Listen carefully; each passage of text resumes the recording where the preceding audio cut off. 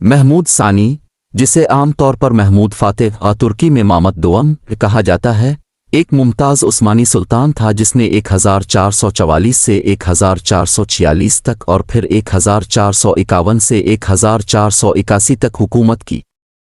وہ شاید قسطنطنیہ کی اپنی کامیاب فتح کے لیے سب سے زیادہ مشہور ہے۔ 1453 میں یہ واقعہ بازنطین سلطنت کے خاتمے اور اس خطے میں سلطنت عثمانیہ کے غلبے کا آغاز تھا۔ فاتح محمود کی قسطنطنیہ کی فتح کی تفصیلی وضاحت یہ ہے۔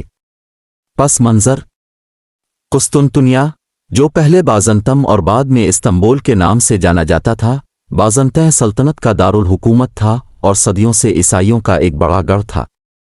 بازنطین سلطنت زوال کی حالت میں تھی، اندرونی کشمکش، اقتصادی پریشانیوں اور سلطنت عثمانیہ کے ساتھ سابقہ تنازعات کی وجہ سے کمزور پڑ چکی تھی۔ محمد 1451 میں عثمانی تخت پر چڑھا اور اس نے قسطنطنیہ پر قبضہ کرنے کا تہیہ کر لیا کیونکہ اس کی بہت زیادہ تصویراتی، ثقافتی اور علامتی اہمیت تھی۔ 2. تیاری: محمد نے پہلے سے محاصرے کی تیاری شروع کر دی۔ اس نے ایک مضبوط فوج بنانے میں سرمایہ کاری کی جس میں بڑی تعداد میں پیادہ، گھڑ سوار فوج اور توپ خانہ شامل تھا۔ اس نے بڑے پیمانے پر توپوں کی تعمیر کا کام بھی انجام دیا، خاص طور پر مشہور بیسیلیکا، جو اپنے وقت کی سب سے بڑی توپوں میں سے ایک تھی۔ محمد نے اپنی مہم کی کامیابی کو یقینی بنانے کے لیے مختلف یورپی اور اناطولیائی ریاستوں کے ساتھ اتحاد کیا۔ 3.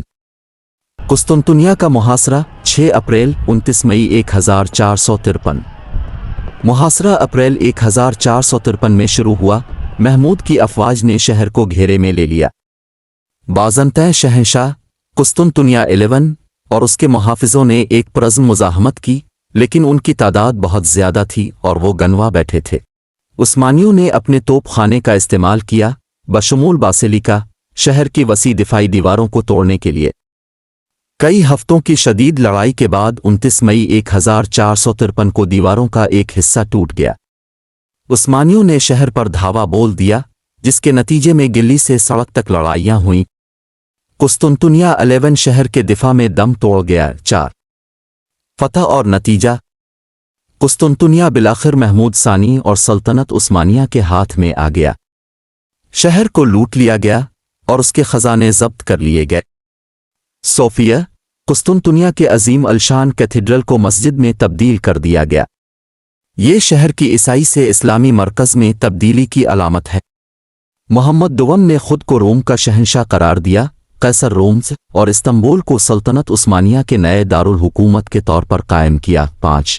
تاریخی اہمیت: قسطنطنیہ کے زوال نے بازنطین سلطنت کے خاتمے کی نشاندہی کی، جو 1000 سال سے زیادہ عرصے تک قائم رہی، اور اس علاقے میں عثمانی تسلط کا آغاز ہوا۔ اس کے یورپ کے لیے بھی گہرے نتائج نکلے، کیونکہ اس نے ایج آف ایکسپلوریشن کو تیز کیا، جس سے یورپی طاقتوں کو ایشیا کے لیے نئے تجارتی راستے تلاش کرنے پر آمادہ کیا، جو بالآخر امریکا کی دریافت کا باعث بنا۔ قسطنطنیہ کی فتح نے عالمی تاریخ میں ایک اہم شخصیت کے طور پر فاتح کی وراثت کو مضبوط کیا، اور اسے اس کی حکمت عملی اور اس شہر میں ثقافتی تبدیلیوں کے لیے یاد کیا جاتا ہے۔ فاتح محمود کا قسطنطنیہ پر قبضہ تاریخ کا ایک اہم لمحہ تھا، جس کے اس وقت کے سیاسی، مذہبی اور ثقافتی منظرنامے پر دور رس اثرات مرتب ہوئے تھے۔ اس نے آنے والی صدیوں میں تاریخ کے دھارے کو تشکیل دیتے ہوئے ایک دور کے اختتام اور دوسرے کے طلوع ہونے کا نشان لگایا۔